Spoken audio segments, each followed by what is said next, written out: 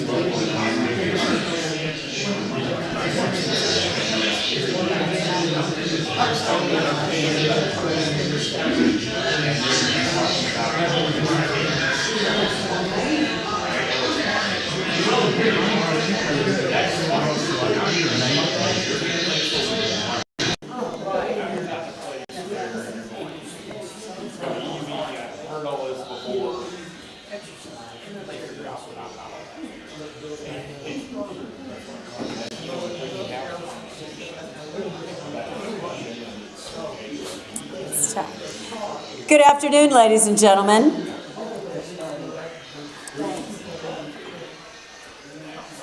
What is that noise? Okay. Welcome to the ASF's big meeting. We are a nonprofit devoted to maintaining separation between religion and state, advocating a scientific and humanistic viewpoint, and improving the lives of non-believers. Learn more about ASF on our flyers at the back table or at arkansasfreethinkers.org, getting to know the members around you. Restrooms, ladies and gentlemen, are in the back to the left. Now, ASF is a diverse organization with members who represent a wide range of opinions. The speakers who present at our big meetings do not necessarily represent the views of ASF or its individual members. Because we are a 501c3 organization, ASF cannot directly support candidates for public office, but we can advocate for causes such as separation of church and state, scientific literacy, societal progress, and truthful communication. Today, our free thought of the day will be presented by Bern Bradley. Bern?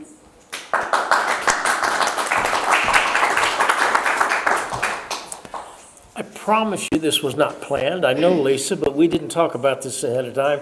It's just coincidence that the philosopher I'm going to quote is on the wall behind her. We try to deal with fact and not supposition.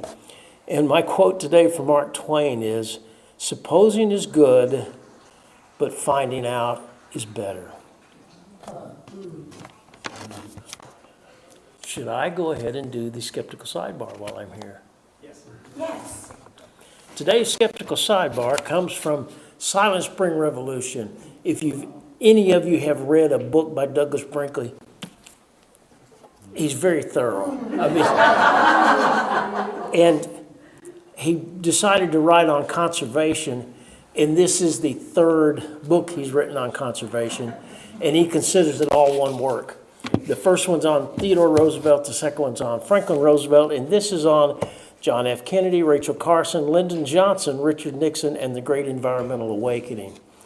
I've learned something I didn't know, I probably should have, that one of our greatest conservationists was a Supreme Court justice named William O. Douglas.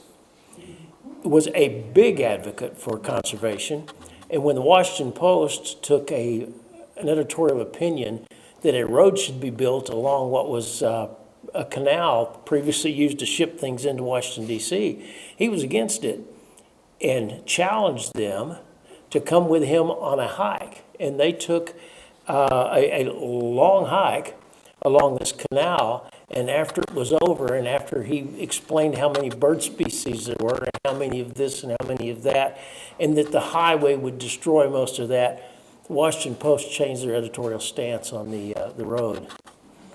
But I have now lost my place.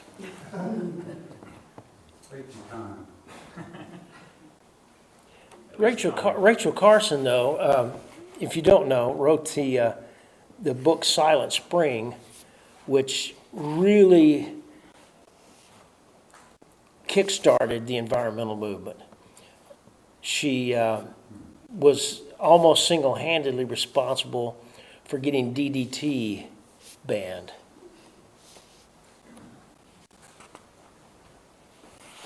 Well, There's Dr. Borlaug and Dr. Boyd, who Dr. Boyd was the one who gave us all the growth in feeding the world with his wheat experiments and stuff. Borlaug, yes. Yeah, and Both was the one who went down there and found the islands with the bad fruit and so on to fertilize and everything. He was part of that too. Racial parts, in other words, got the word from them. So. Well, oh yeah, no, yeah, no, I'm not saying that. She though, however, said that she was inspired to write part of what she wrote by William O. Douglas. And I had a real nice quote from here. Oh, William Douglas was an early visitor to the Buffalo.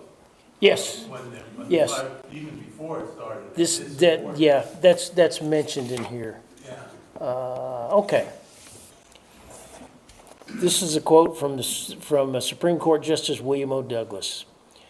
We need a restatement of national purpose.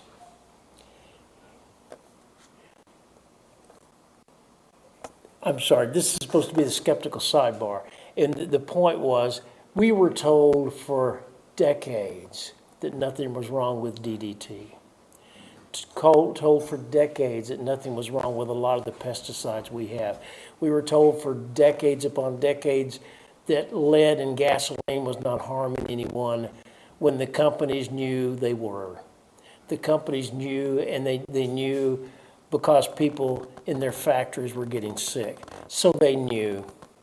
But one of the things that inspired Rachel Carson to write her book that ended up getting DDT banned was William O. Douglas. And he wrote a book that she said inspired her to the literary writings, the literary style she used in Silent Spring. And this is something that William O. Douglas had said. We need a restatement of national purpose. We need to bring to our educational programs a new ethic. Man is capable of care as much as he is of destruction. Preservation of beauty, tenderness in relation to other life, communication with nature, these two can be awakened and given a powerful thrust. If we make conservation a national cause, we can raise generations who will learn that Earth itself is sacred. And that was William O. Douglas. Thanks.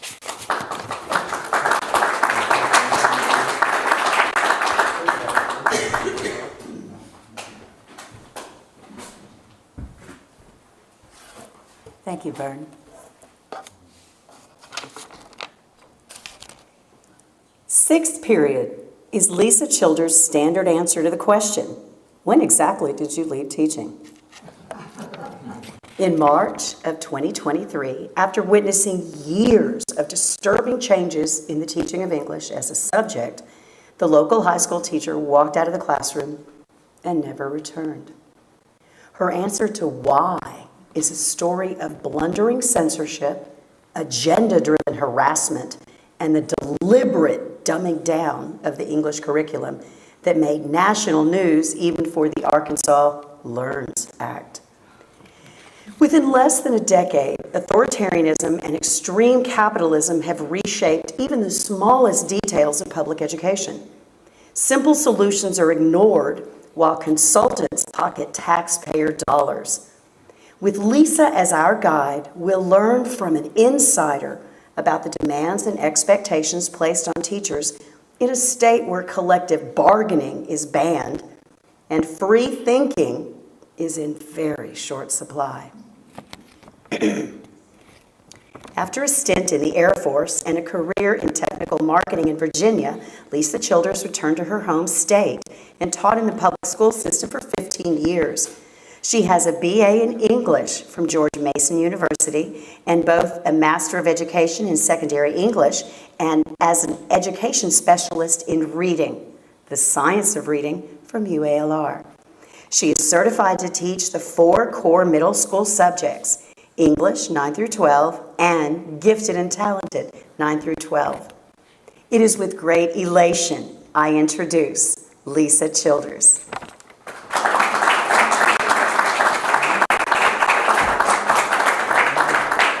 I want you to give the rest of this. That enthusiasm is just compelling. Thank you. Yeah. There we go. Thank you. Yes. Okay. All right. I tend to stay a little bit close to the mic because I understand we're doing a live stream, so I probably won't walk all over the stage. That introduction sounds better than the one that I have right here, and it gets us going a little quicker. I did write the other one, but it's been a few weeks. Hey. All right, so that is exactly how it happened. I had resigned my position, effective at the end of last year, but there was a point in the week when students weren't turning things in again at all. We were supposed to call all the parents individually, all 150. If there are 2 parents, that makes 300, so you know how that goes. And it was just enough, because I realized I did not have to do that. And you'll see, if you know any teachers, or if you are a teacher, then you'll know that teachers really feel trapped. They think you can't leave, that there's some kind of additional law in the contract that you can't leave. But of course you can. You can walk out 6th period. And my 7th period didn't mind at all. I know they had a blast. But here's the thing. When you talk to teachers or when listen to the media, one would think that it's the kids that are the problem. The kids are not the problem. The kids are why you're teaching. The made-up problems and solutions that we hear politically don't really reflect the kind of experience that the individual teacher has. So I do have one caveat here. I taught high school. I taught a core course, English, where by the time they were in their senior year, they did not want to be there. So starting in that environment where most of the students in regular English are taking it because they need their final course credit, it's tough to begin with, but we knew what we were signing up for. There are a few things we did not know we were signing up for, and I'm going to show those to you. And I'm really going to cover 3 main points and things that really there are much simpler solutions for than are being proposed. Won't cost any more money. One of the problems is the endless, not paperwork anymore, but data entry work, non-academic things that teachers are having to do. At the same time, professional development is moving away from helping us with our academics and helping us grow and learn our fields more, and into things like how to spot human trafficking, mental health, all of which it's very, very important, but we can't do it all of it, all the time, right? So with that, yes, that's me at the beginning of my last video for the last year that I taught.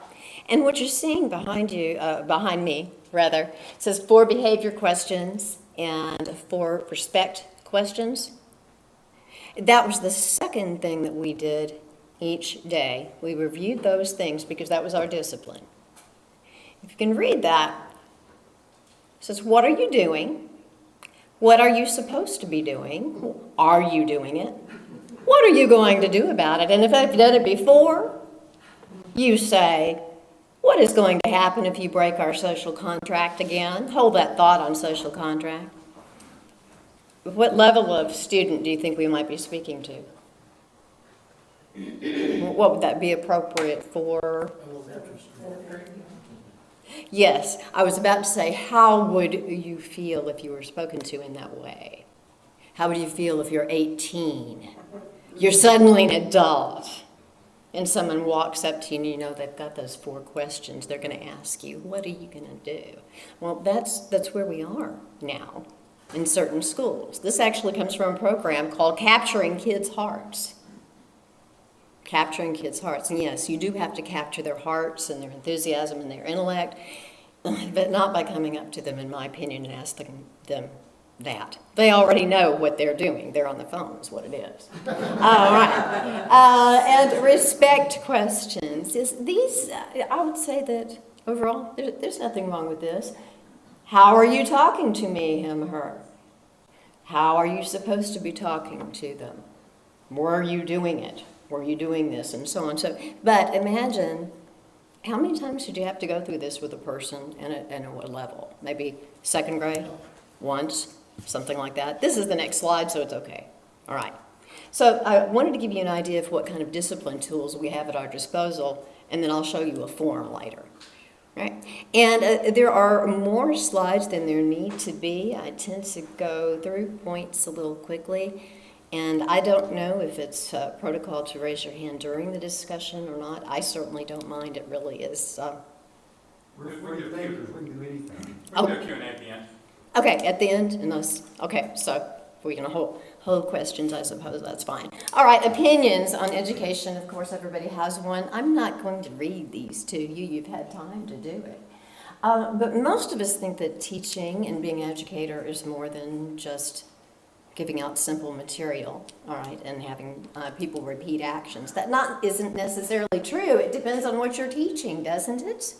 And if you're in a mechanics class, don't necessarily want your teacher to be waxing philosophical over something non-related, right, that doesn't apply. So really, the people have ideas in their minds about what education is supposed to be, and then up comes another situation where it doesn't fit. So yes, we would like to say that we could engage 150 students a day with deep thoughts and have them enthusiastically peruse the material and come back the next day with big questions. They don't, all right? They don't. But when you see quotes like that, that's generally what's in the speaker's mind.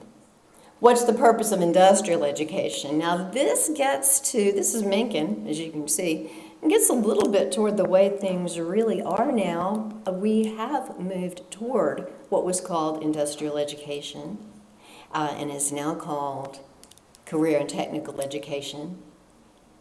And there's nothing wrong with that, except when there is. Okay, here's John Holt, famous thinker. I don't believe that he's still living, but he believes strongly in activity and project-based learning, which, again, nothing wrong with that at all, right? And the second bullet, this is a complaint about schools not teaching practical things. The things that I hear most often is, well, why don't you teach them how to do taxes? And I think, well, we taught them how to do math and how to read. So really, I'd like to set that question aside. But most people would agree that schools do need to teach something that's practical. I'm not sure that we have expertise in all these areas. Parents may need to step in a little.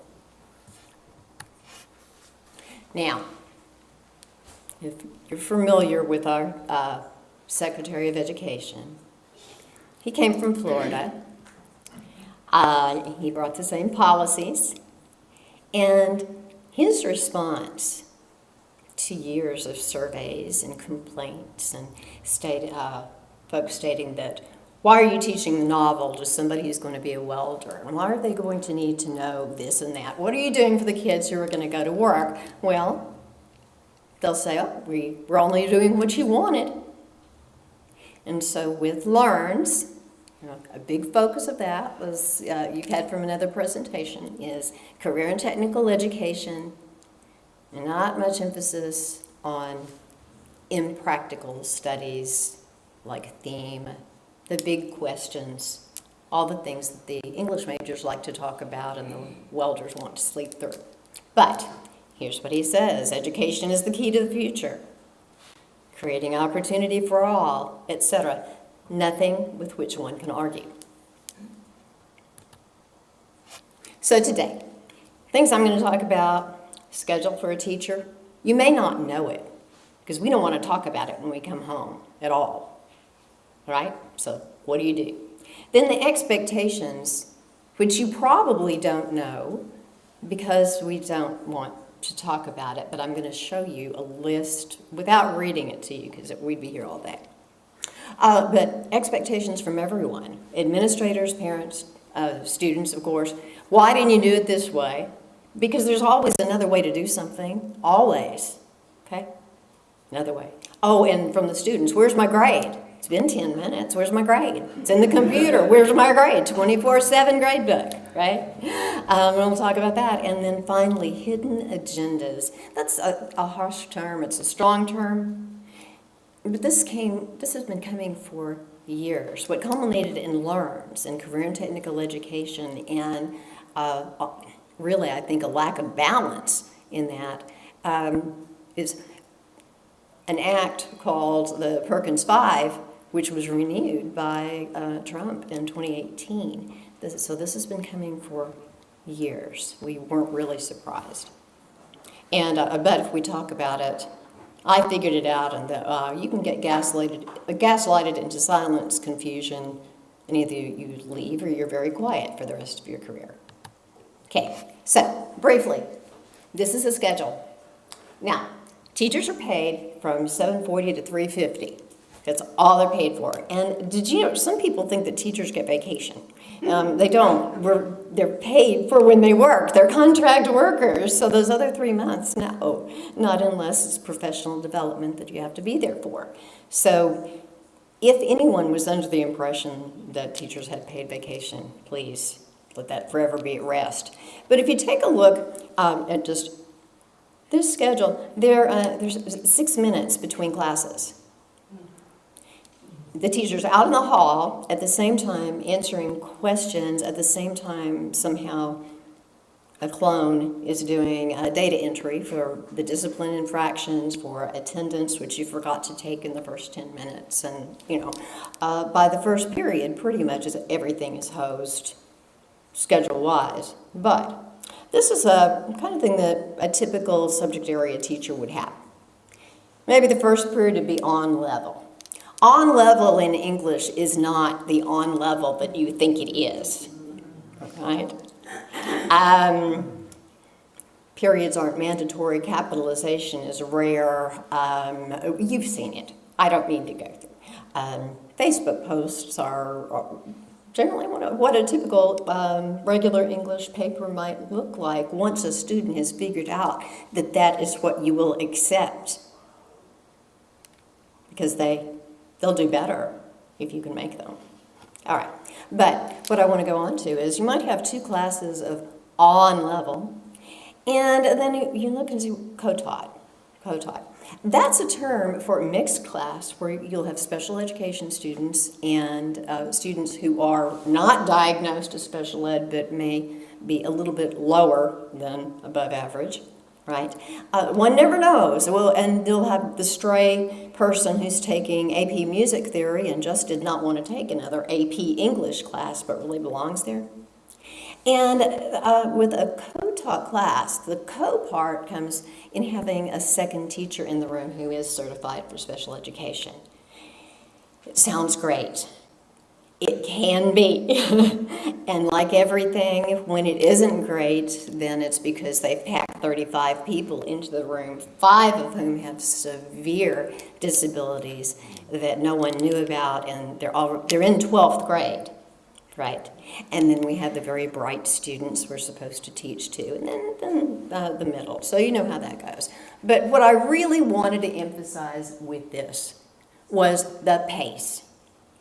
6 minutes between when the last student leaves one period and the first student comes in, right?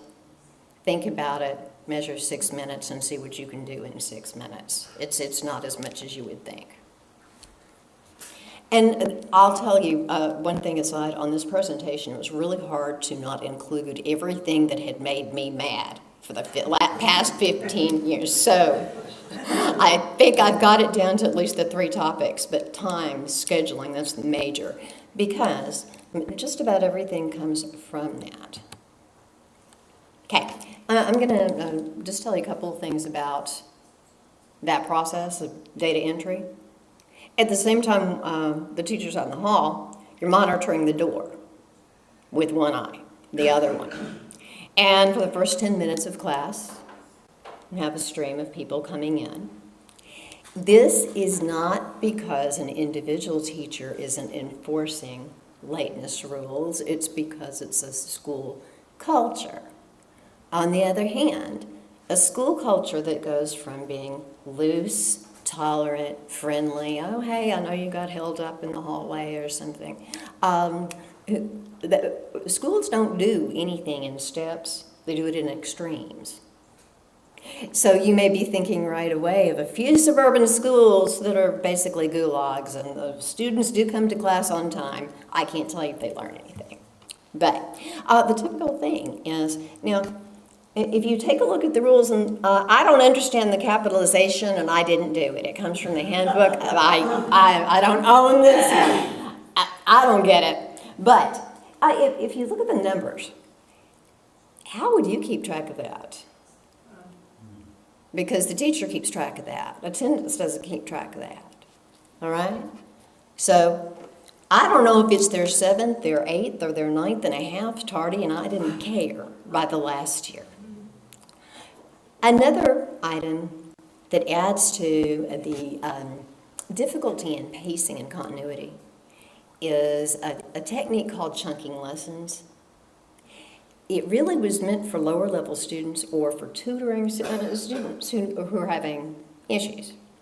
It's a great method if you don't have a lot to teach, because you just chunk things into 10-minute mini lessons and check for understanding, and everybody's happy, just like the videos that you see in teacher school. But the problem is, how do you teach a novel in 10 minutes? I'll go on to tell you how they solved that problem. They solved it by not having us teach novels. I hadn't thought of that, all right? But before we get to that, last thing I wanted to say is I mentioned a thing called the 24/7 grade book. Some of you may be parents now, some of you are grandparents. If you're aware, then most students' grades are online now. Somebody has to put them there, using about 3 or 4 different systems. One thing is wrong.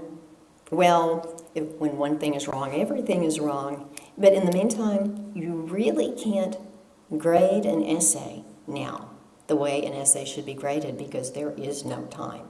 There is no time to comment on it. Now, they solved that problem. I'll tell you how in a minute with AI. Okay, so the question being, how do you find time to plan lessons, find resources, and create materials? Well, hold that thought, because we don't do that anymore. Now, and this will go a little faster. I'm just giving you some preliminary information here. This comes from something I'm not supposed to show you, and but there's no identification on it, except that it came from Robert Marzano, who initially, and again, this is my opinion, initially was one of the premier practical experts on education and how it should be done. Then it became monetized. He is a company now. They've got all kinds of products for you, and it'll solve all your problems. And one of your problems as an administrator is your teachers. Are they doing what they're supposed to do? So in the left-hand column, what you're seeing is, if I, as an administrator, come into a classroom, I should see and hear these things almost daily. By the way, CKH, that stands for Capturing Kids' Hearts. So it is a standardized form for greeting and dealing with students and building relationships, and as such, there's nothing really wrong with it until you formalize it and make everybody do everything the same way.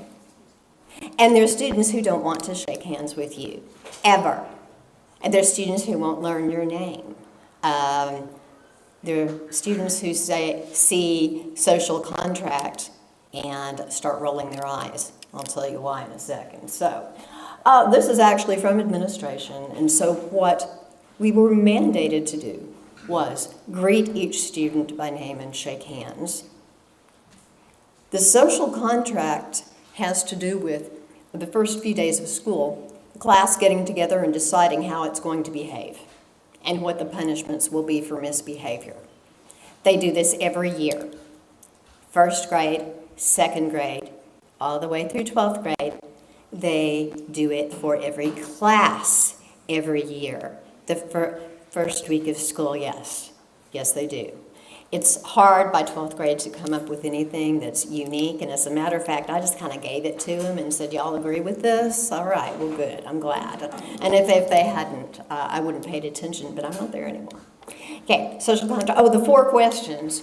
We go over those 4 questions that aren't up there anymore about the what are you doing and what are you supposed to be doing, and et cetera, just to get them in the mood for learning. Okay, and launch. Launch is, we say, here we go, and what we're teaching. I don't have to read the rest of it to you. That you just see that there's a lot of stuff. There is a lot of stuff, and there should be. A classroom should be busy, and we should be asking questions. A lot of this should be happening. But take a look at that last column. Keep in mind that I am speaking for a high school classroom. We're talking 17, 18-year-olds, 16-year-olds. Have you ever known one that wasn't sarcastic? Have you ever? No. Well, you will now because we've managed to beat it right out of them. The last time I tried verbal irony, the level of offense was to the point where I was astonished. I thought that they were kidding. I don't even remember what I said because I realized that I could no longer be myself at all, because I don't think I know any words that don't have some irony in them. It just comes out, right? Well, but if you yourself were that kind of person, you wouldn't last long now. You'd be weeded out in teaching. That's actually in the classes. It's more of a middle school without the sarcasm. We have to be very gentle, all right? So no sarcasm, criticism, or disrespect. Well, what are these things? I don't know. They don't tell us, right? I don't know. Disengagement, meaning not paying attention, looking down at something, etc., right? You know what that is. Shouldn't see any disengagement at all, ever. Unprofessional behavior, whatever that is. It's probably whatever you're doing at the time. You see how this happens. This is psychological warfare on teachers. It really needs to be named for what it is. And it has its roots in sexism, has its roots in the fact that, well, this was at one time a secure position with a pension. And teachers simply will not speak up. So over the years, the profession has been ground down to not really being a profession, but a group of people who can no longer make decisions about much of anything. And it has downgraded us to the point where I had to leave for my sanity because I couldn't find time to read novels, and that's why I got into the profession in the first place. Okay? So, again, everything is very subjective. But I wanted you to see the long list of things that we're supposed to do, supposed not to, and I will not ever read this to you because it's the job description. And these are only the essential functions, and this is only the first page of the elementary teacher job description. But it's the same for every teacher at this school. I can't do all that in a lifetime equally well. But if you're seeing some of this text, there's a whole lot that some other people could do. Oh, here's the other part of that. But they're the position qualifications. We're 3 pages in. Yeah, and I would just want to draw your attention to a couple of things. About a third of the way down, you'll see loyal. Have you heard loyal recently? Loyal in government service. As a matter of fact, yes, there were some forms and things that were seen that disappeared, but one of them was, how loyal are you to the governor's plans? This was specific to LEARNs. So loyal has been a word that's been cropping up more and more in job descriptions in education and also in healthcare. Actually, this all started in healthcare. Y'all just didn't complain enough. Really? Okay, could be because finally the people who have no power, teachers, are getting the brunt of it. Okay, oh, yes, the last one, team builder. Well, what if you don't want to? That's the thing, this is for every teacher. Not everybody is the same. Not everybody can be a leader. You've got to have some followers. Now, what's the problem? Why are we unable to do all those things? Well, we have specialists now. Specialists who can come into the classroom and tell us what we should be doing and write the lessons for us, etc. And that's their job description, right? It's all about teaching teachers. But let's move it back to another thing about paperwork, and then I'm going to leave this because I really wanted to give you just a foundation in the busyness, the non-academic data entry busyness of being a teacher. This is the teacher site for a suburban school it could be Benton, who knows. It could be. If this is being streamed, let's say it is. But you see at the top, probably, different items that the teacher can reference. And one of the thing that's on right now is called RTI. I'm not going to explain that except to say that it's extra tutoring and extra help, supposedly, for students who need it, right? But this was taken out of the final version after someone pointed it out, but it says to view your referrals, so it shows you how. And this is for the teacher, once we've done all the discipline referrals and documented all the interventions and so on for a student.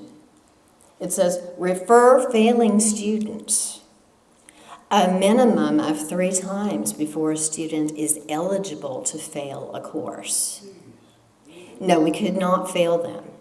They said we could fail them, and then they said, well, but you've got to do this checklist first. It's very, very long.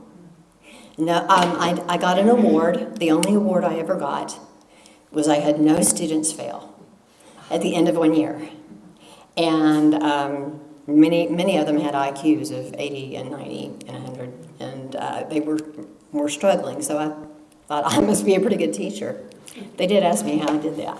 Okay, but all of these, when do we do this? When do we fill out all this stuff? Well, that's a rhetorical question. So 3 main concerns recap, because I wanted to do this throughout. Here's my suggestion in red, and if you've got one, please give it to the people who do this. With all the money that has been spent on things that we wish we didn't have as teachers, all the different software and the iPad, which ruined our lives for a long time, how about some teacher's aides like they used to have? All right, not just for co-taught classes, but for any class. There you can employ people who, to be honest, you wouldn't have to have a high school diploma to be a teacher's aide. You would need to be trustworthy. You need to not talk about people's grades and so on. But there are many people, including senior retired people and so on, who could fulfill that role, right? That hasn't been proposed once, although I expect to hear it maybe in about 6 months, sort of the way that I said it, but in a different way. And that's okay. I'm okay. I think all person can handle non-academic matters with a junior high. We call it junior high, but with the 7th and 8th graders. Oh, this is all to help. So I would say, if I have a teacher's aide, because I did in my co-taught classes, and they were great, they could take attendance and watch that door and watch them slipping in. Under the door practically. They could do that and enter it. But to handle non-academic matters, but what I really meant was paperwork for which they could be responsible for, not teaching. Because the whole point is to let the teacher get back to teaching. Okay? Yeah, and you don't want to turn your back on a class. You right? Yeah, all the old wisdom. Okay. And then now we're going to go into expectations. You've seen what they really do expect as a checklist coming to the classroom. Oh, by the way, it happened in God We Trust, the posters in 2021. That is mine. It is on the floor. It remained on the floor. They didn't seem to help. But the picture that I wanted to find for you, but on the other hand, I thought it might be a little offensive. because these were donated to a degree. Yes, it can be to refuse a gift or for one to fall on the floor, nearly killing a student, and the shards of glass, because I guess they framed these in glass that wasn't safe, shards of glass went through a binder and it would have gone through somebody's skull had they been sitting underneath it. So I stowed mine in a safe place. But the one and only time my principal came into my classroom, it was to check and see that that thing was there. And, seriously? Yeah, every classroom. You're still there. Okay, now, this is only, I'm going to tell you what this is. This is an excerpt from a letter. You don't have to read it. This is about expectations for administration. Administration is being leaned on by whomever they work for, and you know how it goes up the chain. Well, it doesn't make much sense. It's only part. Wait till I show you the rest of it. But what had happened is during an observation, my administrator didn't understand that she was observing a special education class. She was observing a young man who was kind of like really old dynamite. You just never knew how to handle. And so he was being disruptive and beginning in a very quiet way. She didn't know what she was witnessing.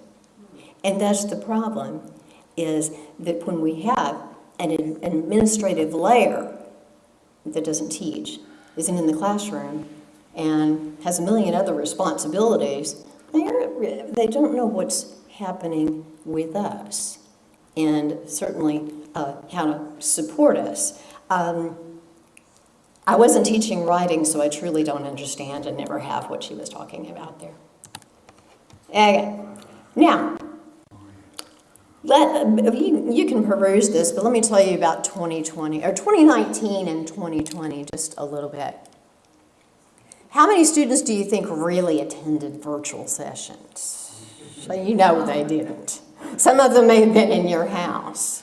Here's what we had. Is everyone familiar with Zoom, what a big Zoom looks like? You know, about 20 people? Well, we saw blank screens, of course. Mostly blank screens. But we pretty quickly learned not to ask them to turn on their cameras because some of them were in bed. One couple wasn't in bed. One couple was a couple. It wasn't as bad as it sounds, but actually it sounds pretty bad now that I say it again. But yes, they were really, teenagers will push anything that they can push. And so attendance at virtual classes was very, very low.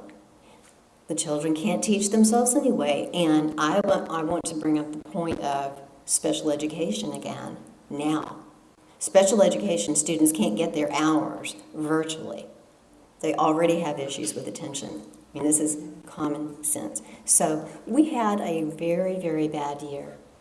Well, I received this letter, and it's not an official letter, so it was never signed and nothing was done with it. But this was the first in it's a series of intimidation moves. I only happened to be the person who was in the crosshairs at the time. You wouldn't believe it, but it's not personal. Right? It happened to everybody. And I didn't know that because there are no longer teachers' lounges, by the way. They're workrooms. And with that 6 minutes between classes, teachers don't have an opportunity to socialize, share stories, or really develop camaraderie. Okay? So we didn't know what was going on. So these first 3 paragraphs, I really am not sure why I was informed about what we had done, but I want to show you a little bit about how we're talked to.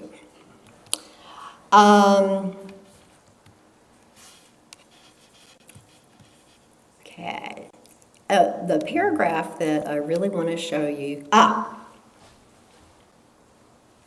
You saw some things that were being talked about and related as to what we had done during professional development and a kind of a play-by-play. Well, apparently there were some issues.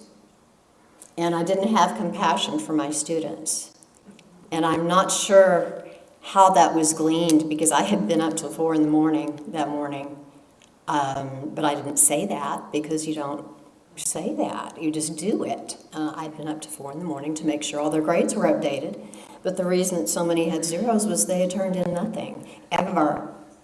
And it was December or so by that time.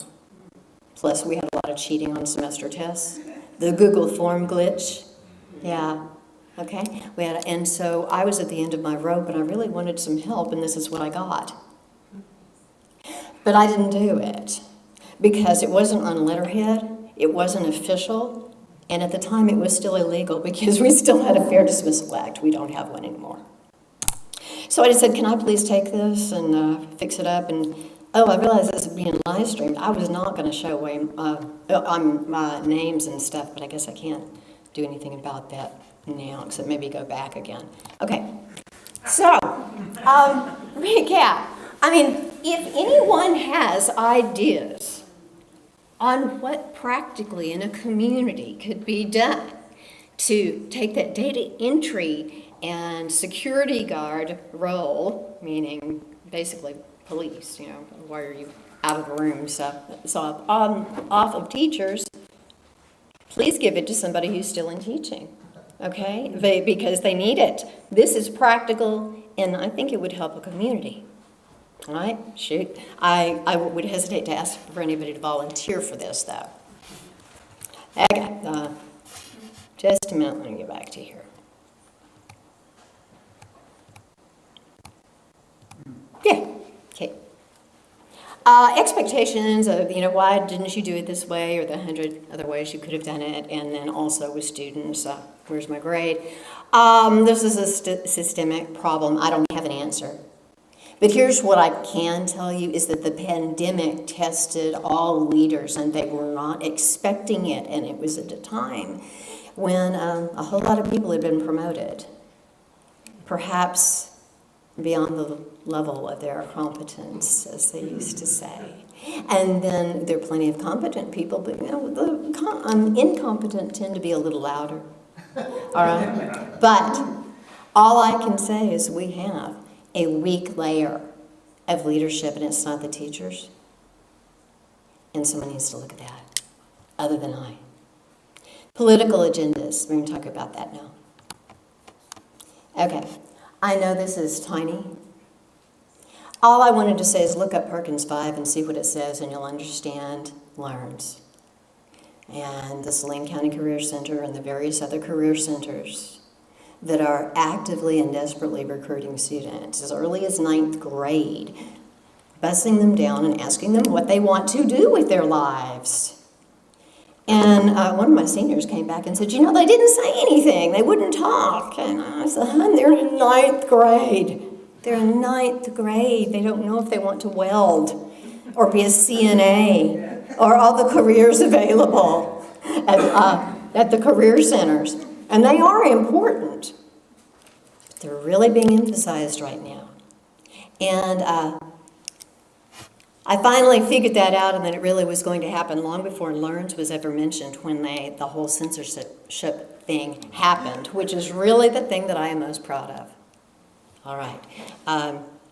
You don't have to read this at all. What I'm showing you is that there was a little debacle over something that I wanted to add to the study of a book that we were studying that the kids weren't interested in. It was called Educated. It was not a very good book, and it had replaced another book just like it.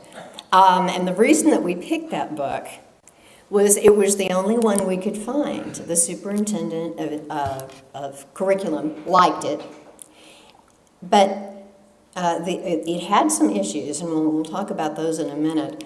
No one was really interested in it. I guess that was the basic thing, because it reads as if it needs some editing. And it reads like a therapy note, somebody trying to do their own therapy, because it is a horrific story of really an abusive family living in the wilds of Idaho, extremely religious. And then what happens when one of the daughters manages to get a scholarship and get out, all the way to Oxford, so way out. But they were having trouble connecting with that. And I thought, well, I can take some excerpts from Mary Wollstonecraft's defense of women. And because it's one of the things that the protagonist had gotten involved with in Oxford and had gotten excited that there were philosophers who spoke of things like that. So the reason that you're looking at this is that it's the internal schedule for what's done during the year. And the highlighted section is where I had put in this supplemental reading. And this was as early as, I think there's a date of October on there. So it had been there all year. Well, and here is just what I did. I assumed that they had read Frankenstein.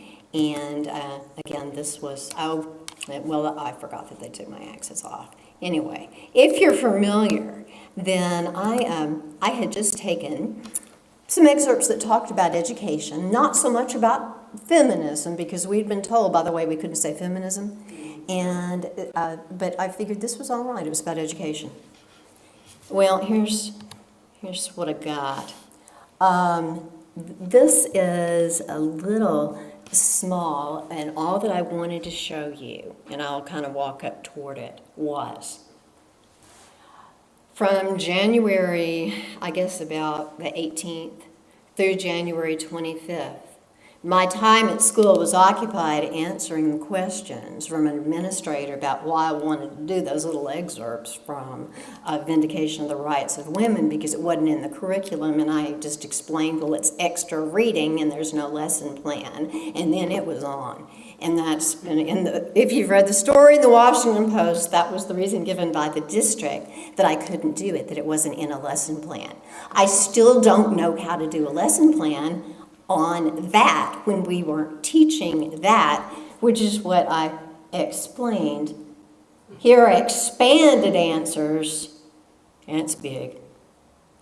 There is no lesson plan. I'll be happy to create one, and so on. But then the final answer was, you can't do it, there's no lesson plan. All right, that's the kind of thought. The aftermath of that, and I can send links, or those links are on my Facebook page. These are all links to the news stories. I didn't go out and contact anyone. They contacted us because there had been, earlier in the year, a meeting, and it had to do with an incident where the N-word was used. I thought, what's going on? All right, usually if there's an incident where a racial slur or ethnic slur or something inappropriate is used, first of all, it's been read on a recording, and it was when the teacher was out and they had a sub, and it said, okay, put on this video, put on this, or let them listen to this. Well, they don't expurgate the readings. Now, I was experienced enough to know that. I wouldn't do that kind of thing, but this one was To Kill a Mockingbird. And it was just the wrong part. Plus, it was to a low-level class. It was not an AP class. They were not prepared. So, of course, a parent reacted. And that's all I know. I don't know who. One reaction is enough, because immediately the school districts think, well, money is at risk, and so on. So what's the solution? 2 solutions. Take it out of the curriculum. That's number 1. Second, we did have a book we were currently reading that had that and a few other words. They didn't mind the sexual slurs very much.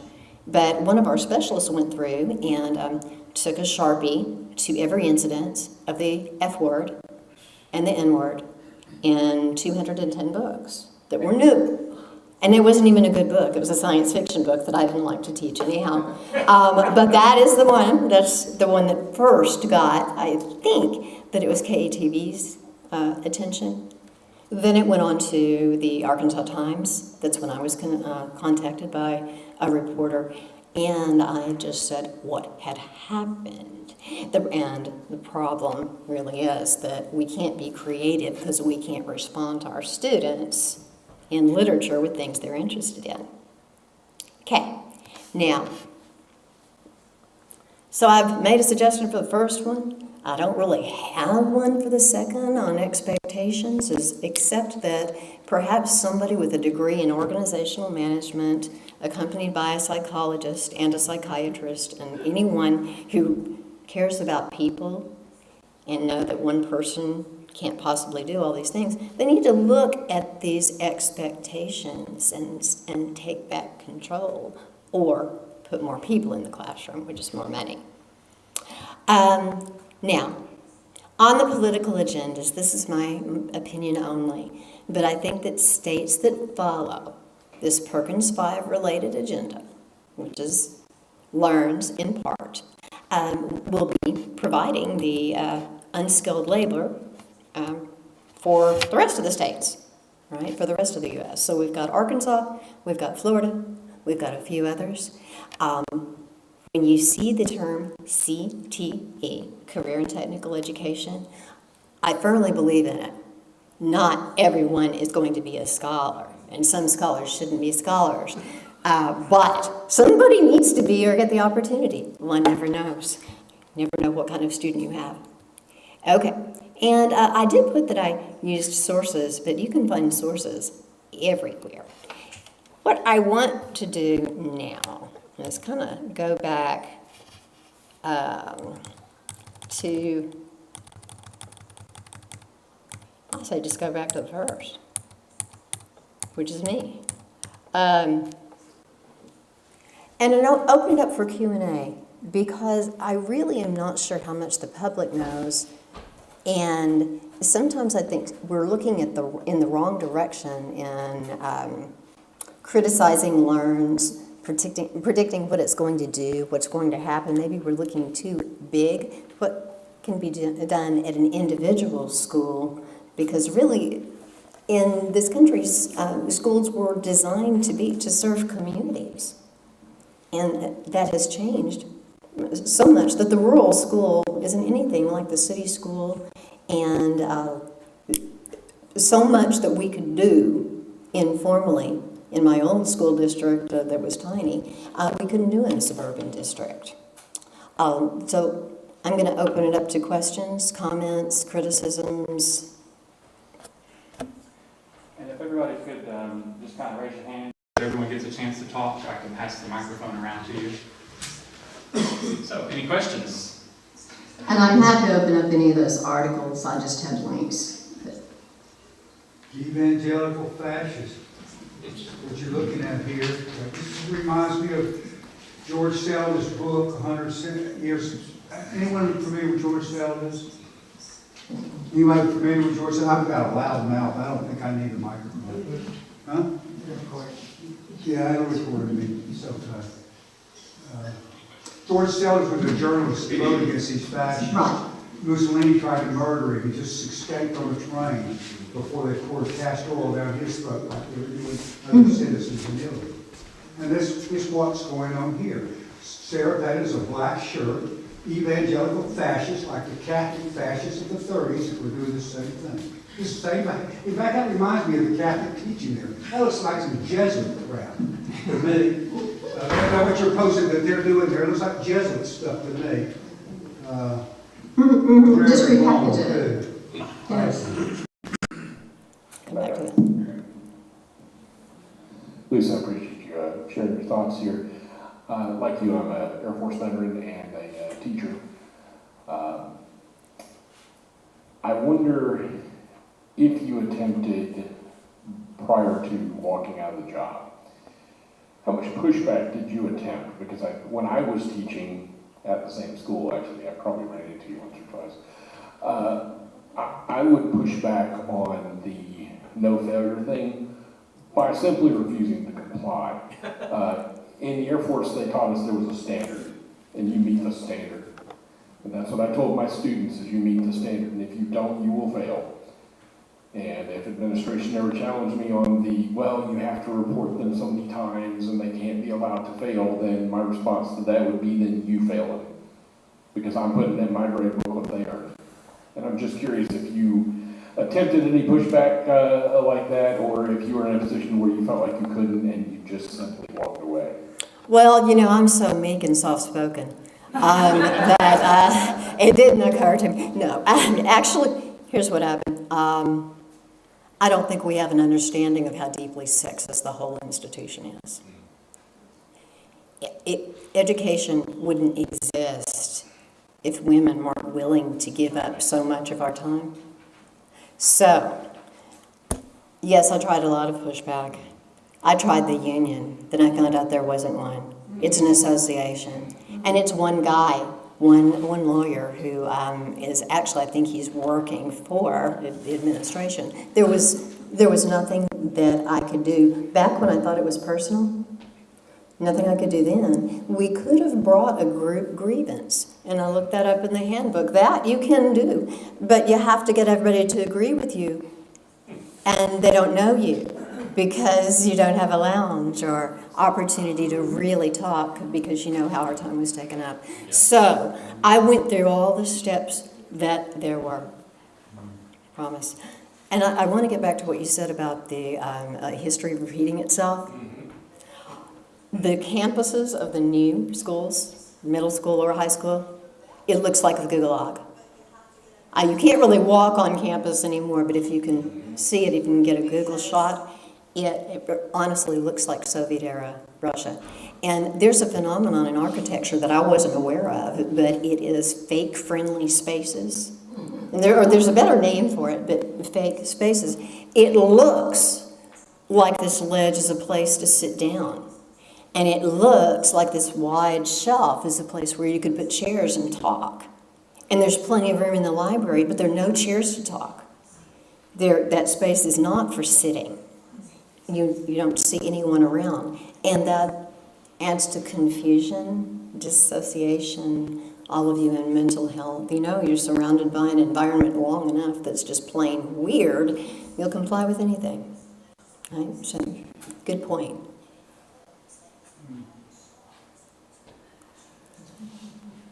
I don't need the mic.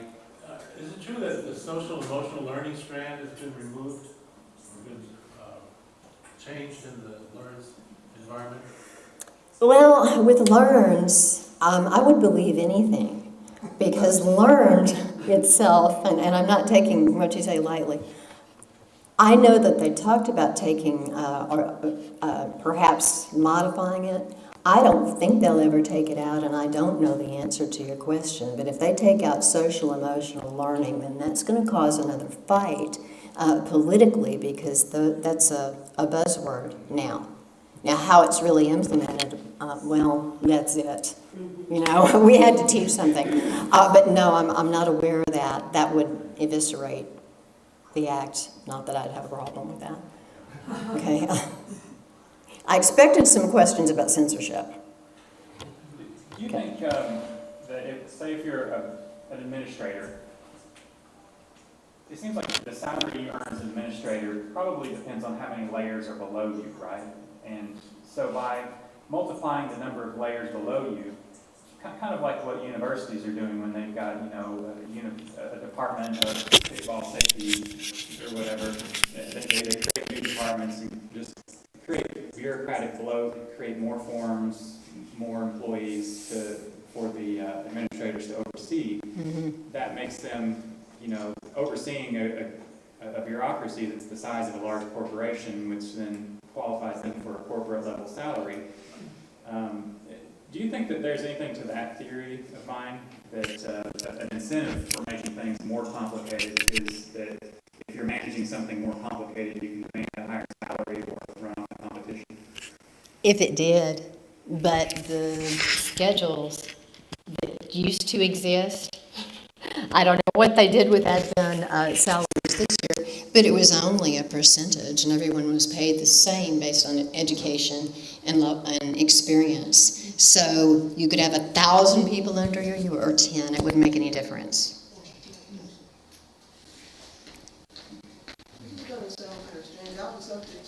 I was a subject teacher in the former life. Mm-hmm. And the Southern Arkansas from Dallas, it's not about censure, but cell phone usage. Now, let me say about that, the kids, it was an AP class, chemistry, and they didn't know how to balance an equation, if you know science, they were using.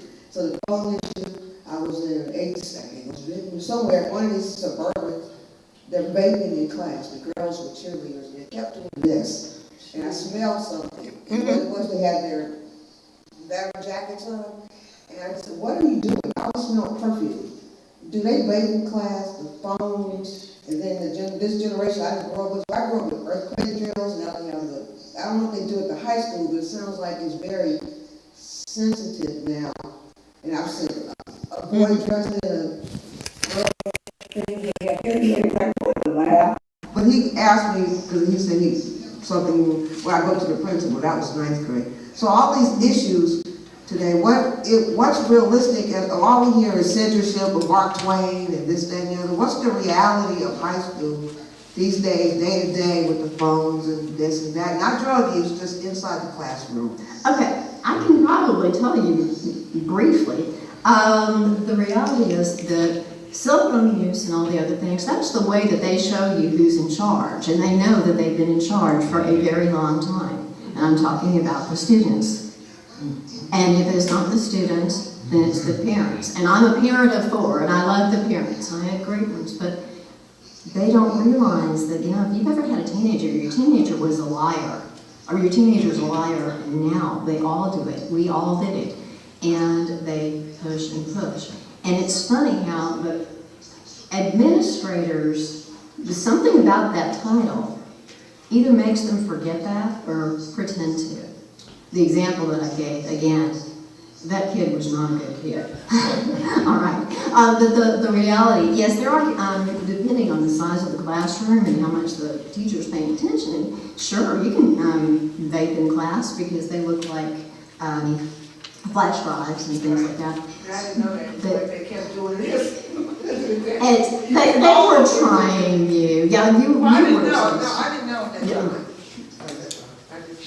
No, that's good. Well, here's a story that I heard recently. I had a boyfriend and I went to visit some people in his hometown, and someone said to me, did you know they're putting litter boxes in classrooms because the kids who identify as cats, they require, and under civil rights or something? And I said, no, I hadn't heard that. Where'd you hear that, Fox News?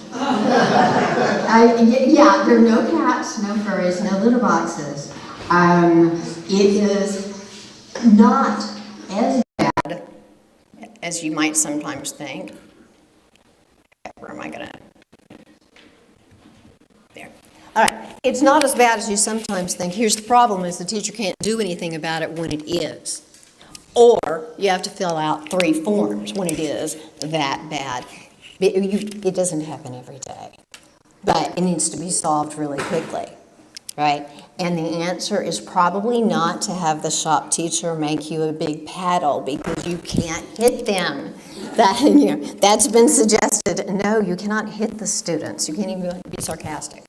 But it's really, this is the things wearing down teachers. It's not the kids themselves. It's support where somebody comes in and snatches that kid out and takes him out of the classroom without you filling out the paperwork.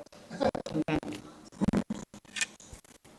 Now, the questions that I usually get are about censorship and about the whole controversy and taking out books and lowering the standards. And that's one last thing I did want to get to, and it might spur something, because this particular school did get a waiver from the teaching all of the standards.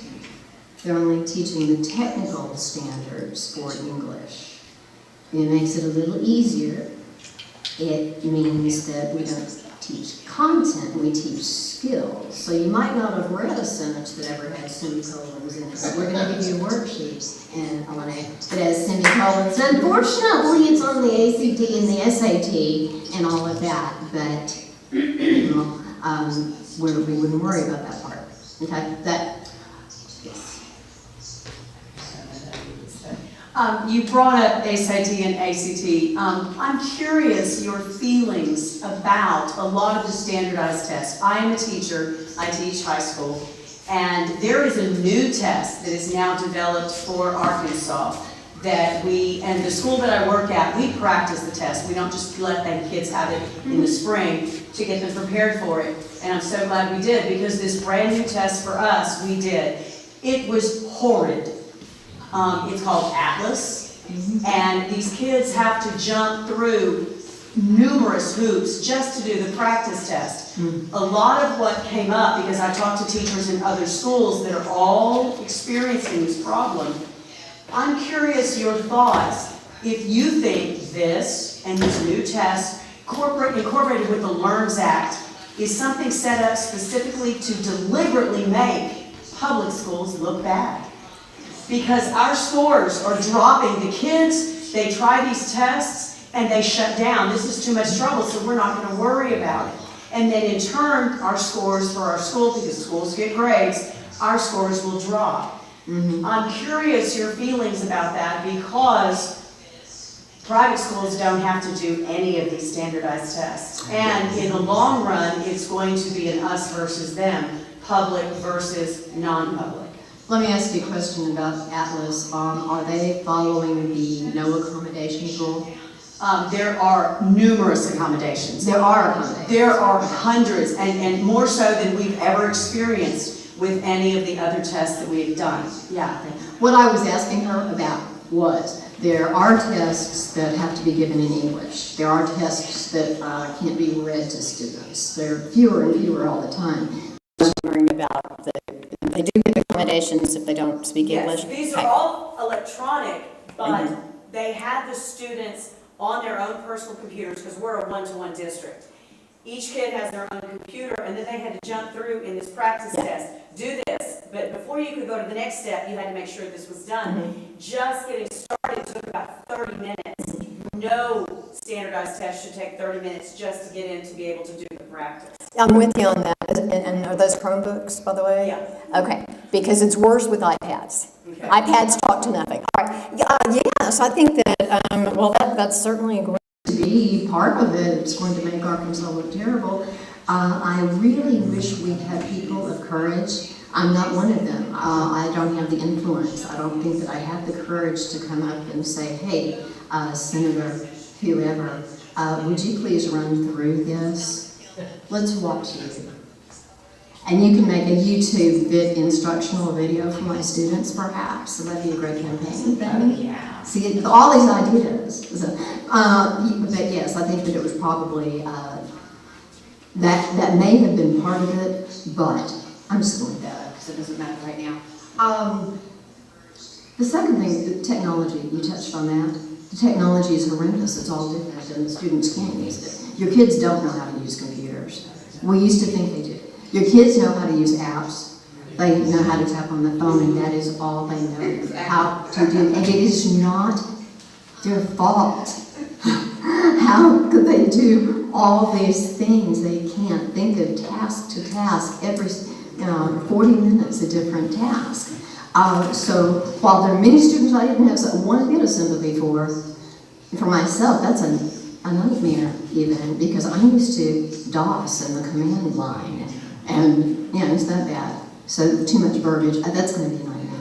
And our ACT scores, we do know, have dropped to, I think they're 18 now. I've had students ask me if 13 was good, and I got in trouble because I said no. No, and if I don't repeat that score to anyone, I just don't. They really don't have standards. They don't have good examples. But this all sounds so negative. What can we do?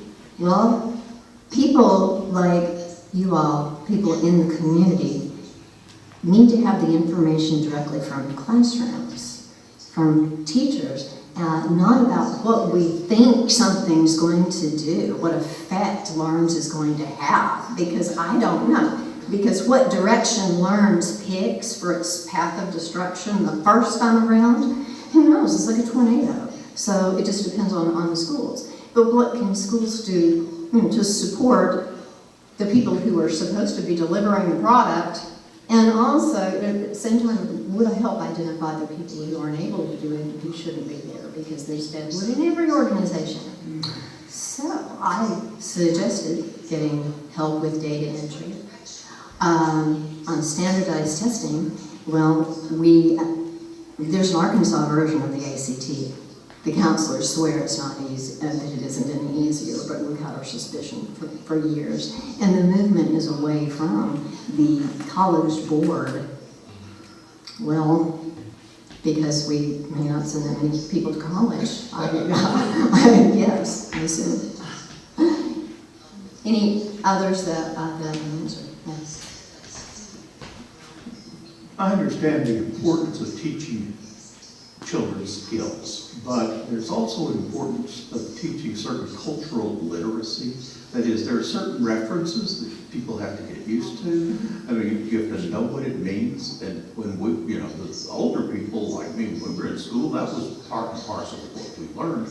How do you go about incorporating that part in an atmosphere where you really don't want to mention, or there's so many things that are off limits? How do you get cultural literacy when there's so many things you can't talk about? Well, I can tell you, it's even more than that. It's just literary allusions. If they haven't read any Greek plays, then they don't know what it means if you casually drop Deus Ex Machina into conversation, which I do. There's so many things that they're not familiar with, and that was our central argument when we found out that the classics were being taken out and we weren't following. We really were no longer going to follow the curriculum that had been standard for high school in some form or another for a long time. And it worked fairly well as long as you add new, multicultural, and sometimes better works to it. That is what we're going to be facing in the next 5 years. So we simply don't use the references anymore. I'll give you one example on a reading test for everyone. An excerpt had been taken from Garrison Keillor, something he wrote, but it was talking about the men. And you know how, if you're familiar with Garrison Keillor, he's got a very laid-back, straightforward approach. And he was talking about the men at a church picnic and their outstanding bellies. Okay? Outstanding bellies. And we all know what that means, and we can picture it. And this test was meant for 12th graders. Well, one of the teachers came in a panic and said that they're all failing. They don't know what outstanding means. And there were 4 options, and 3 of them were ridiculous, and 1 was the right answer. And the question was taken out because it was determined that because for teenagers, outstanding meant something other than what it did in the literary work, we would throw out the work. No, it's Garrison Keillor. But yes, we adapt to what they can do. You see where that would go.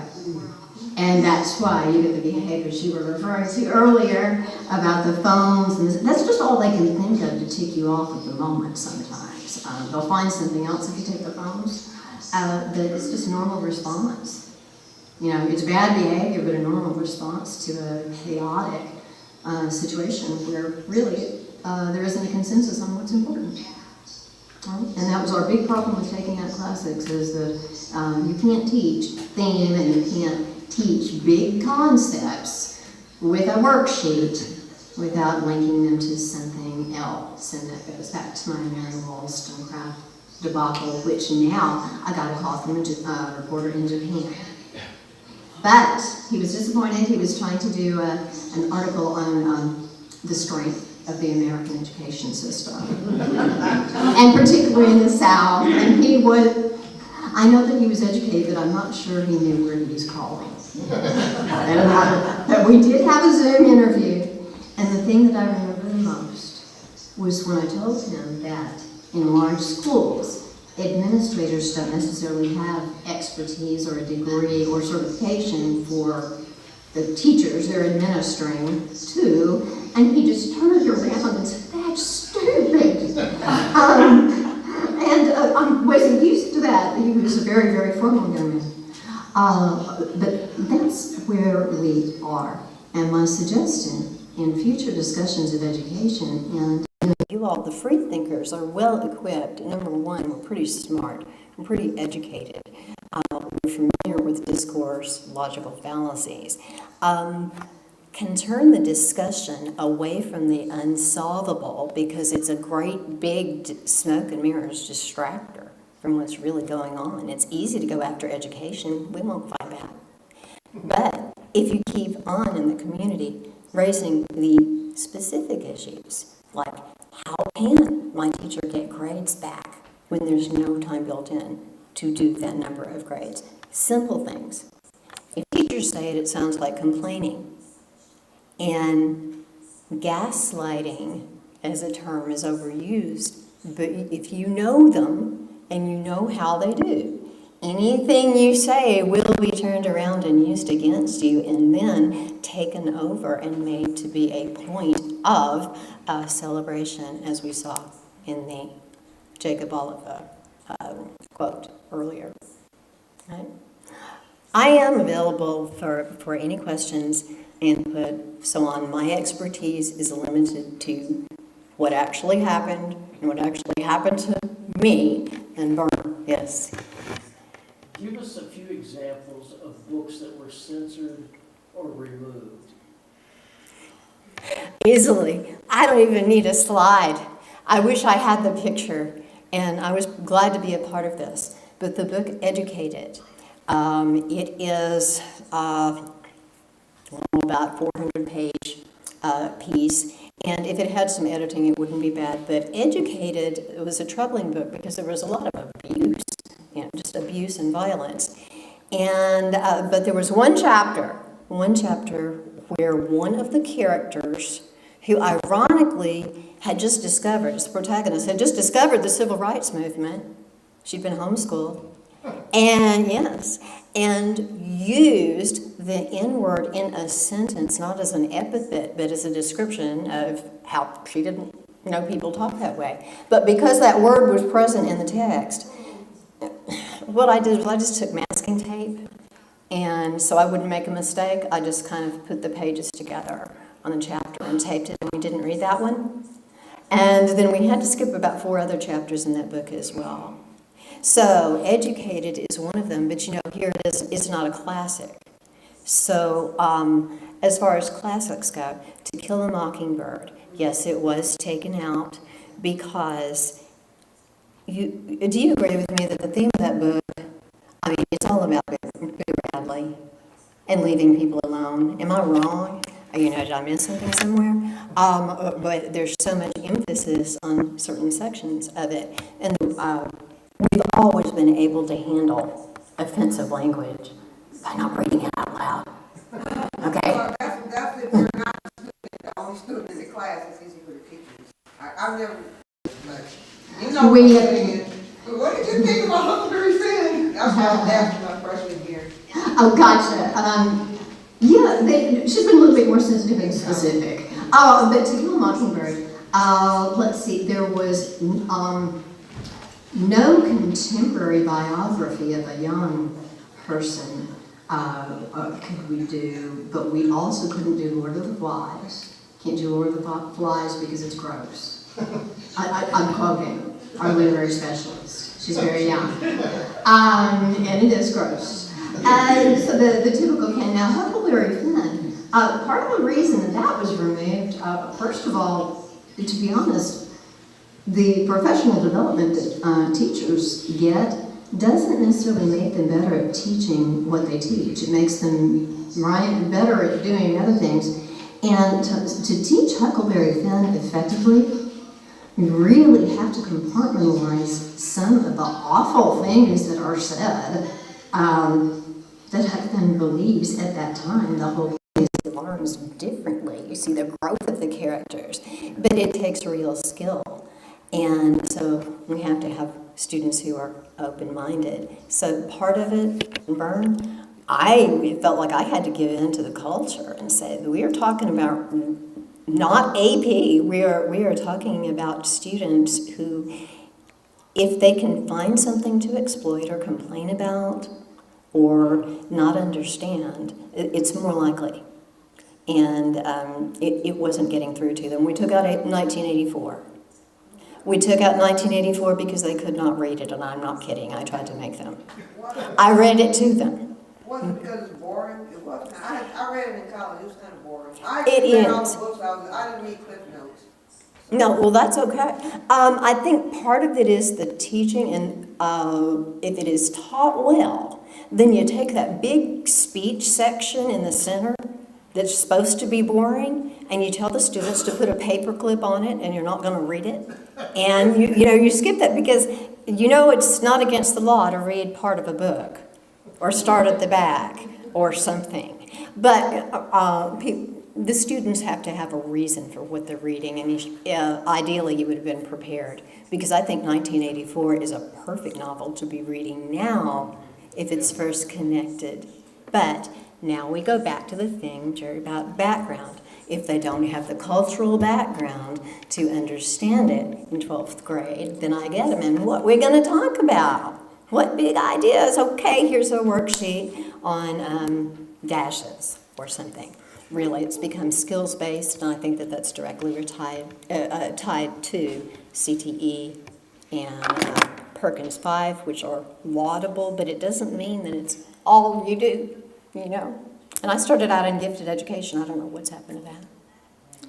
Right. So what about the Edith Hamilton mythology that we used to read in ninth grade? It's still there, but that's for That's the Greek introduction, and that's the one that led me to Homer's Iliad and Odyssey at 15. Mm-hmm. So that must still be occurring here. It will occur in AP and pre-AP classes.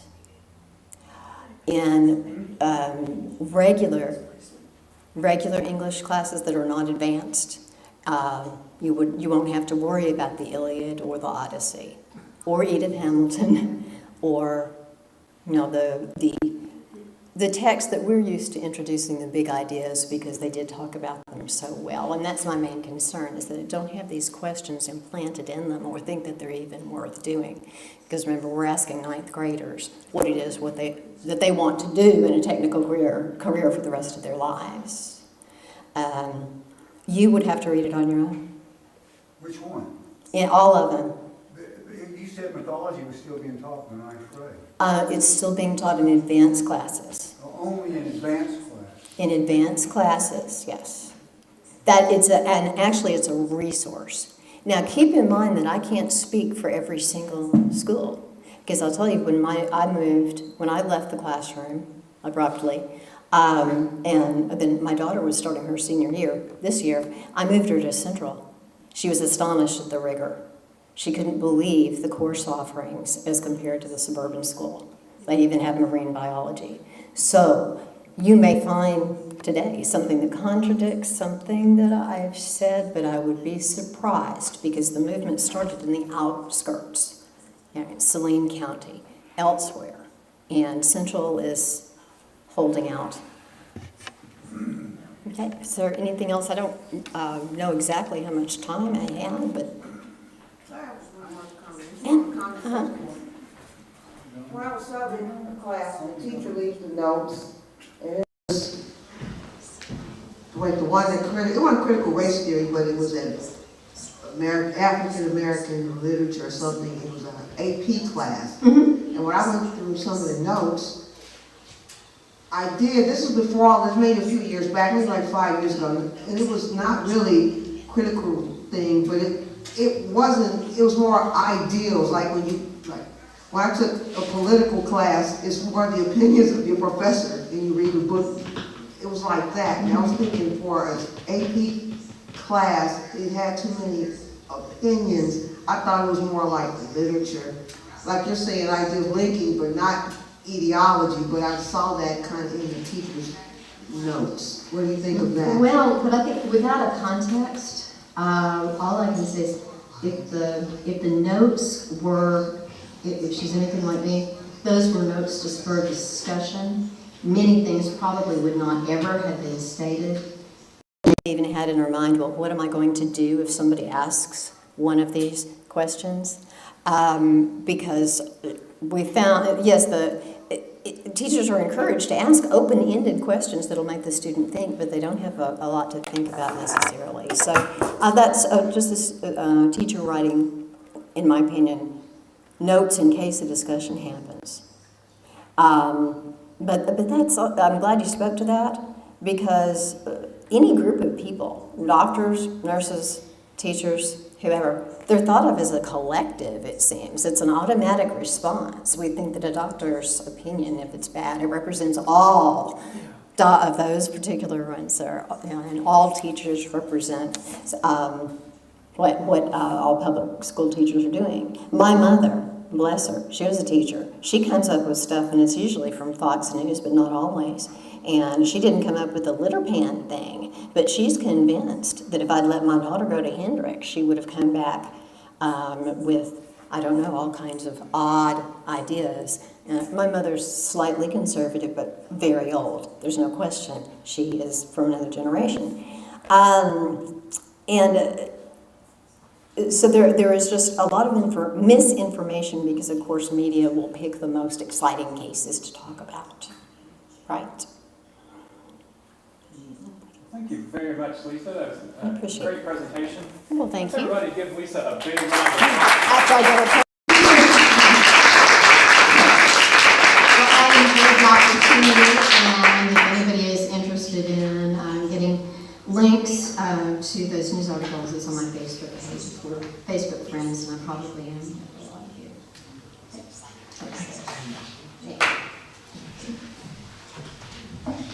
We're going to do the monkey trial next. It's time again. We haven't done it since '82. We need to have another monkey trial. Well, we don't do that one anymore.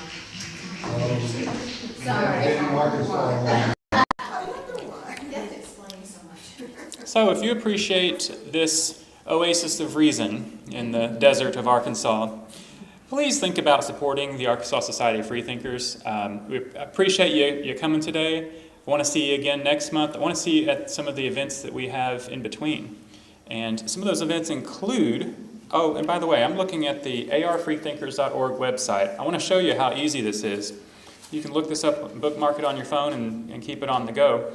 We've got a calendar here that shows exactly what's going on throughout the week, and some affiliated activities and whatnot. Tomorrow, on the 20th, as you can see, is Pint Night. We have a Zoom night on the 27th, and if anyone is interested in attending our board meeting, it's on Zoom. You can click through these, actually, and go to the meetup.com page to find out more details. And you just hover over and see like that. So this is a easy way. You don't have to install some silly app if you don't want to. You don't have to, check it all the time or whatever. You can just, bookmark it and hit it, and there you go. Your schedule for the week. So the other thing that we could use your help with is join the Arkansas Society of Freethinkers right there.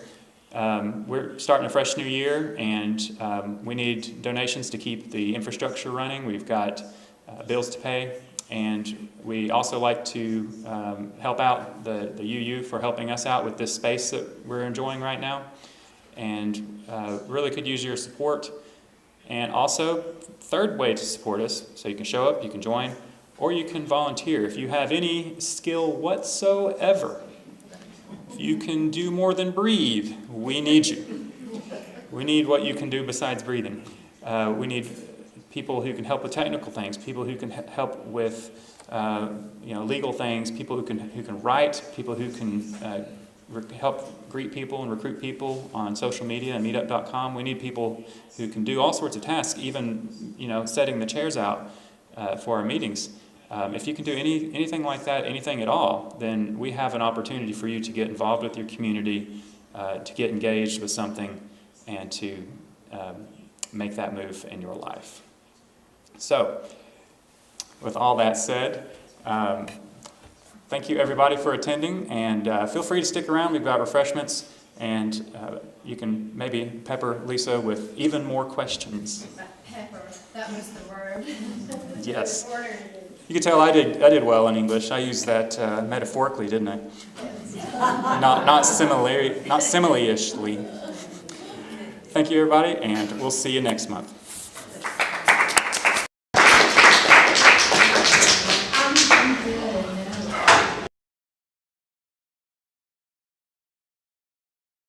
check us out online at arfreethinkers.org.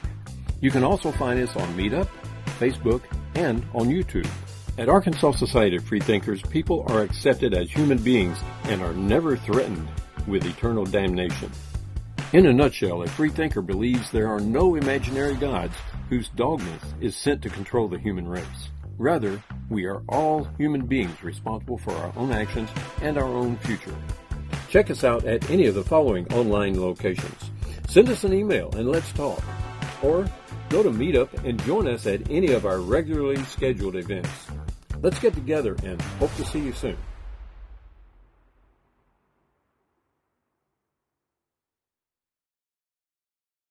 If you